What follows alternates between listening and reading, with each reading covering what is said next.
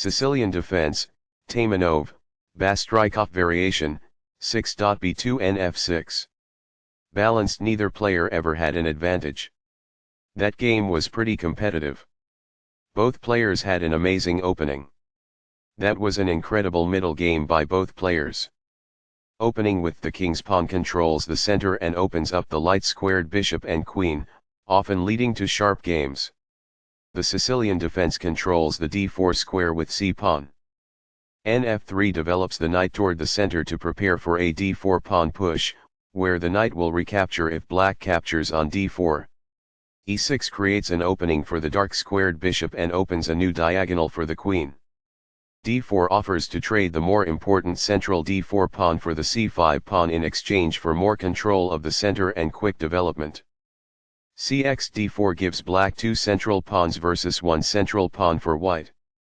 Nx d4 recaptures the pawn and activates the knight in return for having 1 central pawn versus black's 2 central pawns. Nc6 challenges the knight on d4 and controls the e5 square. Nc3 defends the e4 pawn and puts more pressure on the d5 square. Qc7 defends the knight on c6 and controls the important d6 and e5 squares. b2 develops the bishop and prepares castling. Nf6 develops the knight toward the center, attacks the e4 pawn and controls the d5 square. Castling gets the king to a safer square, out of the center of the board, while also developing a rook. Castling kingside tends to be safer because the king is further from the center. This activates a bishop by developing it off of its starting square.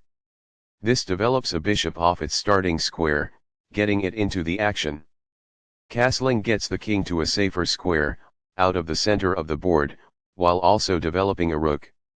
Castling to the same side of the board as the opponent avoids some of the attacking associated with opposite side castling. The bishop is ready to be developed to an active square. This maintains the balance in material with a good trade. Takes back.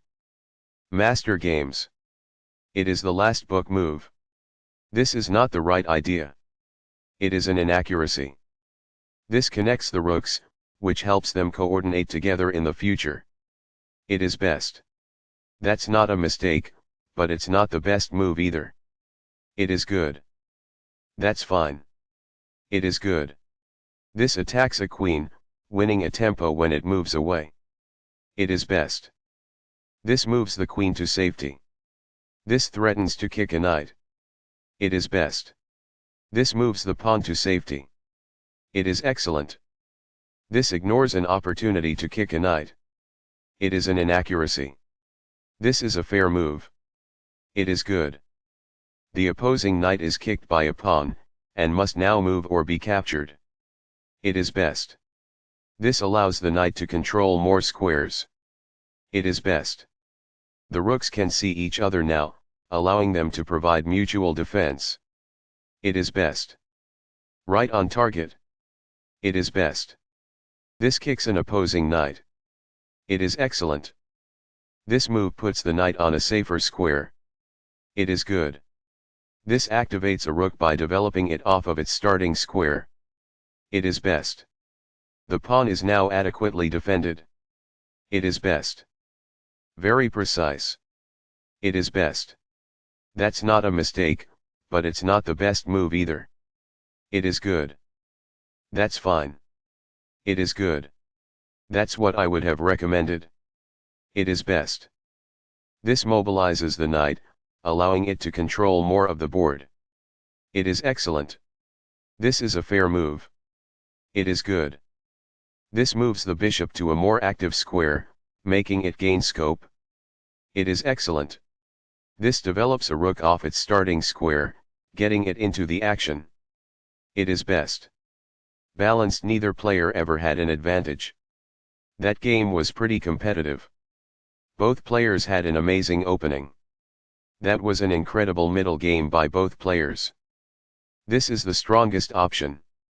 It is best. Balanced, neither player ever had an advantage. That game was pretty competitive. Both players had an amazing opening. That was an incredible middle game by both players.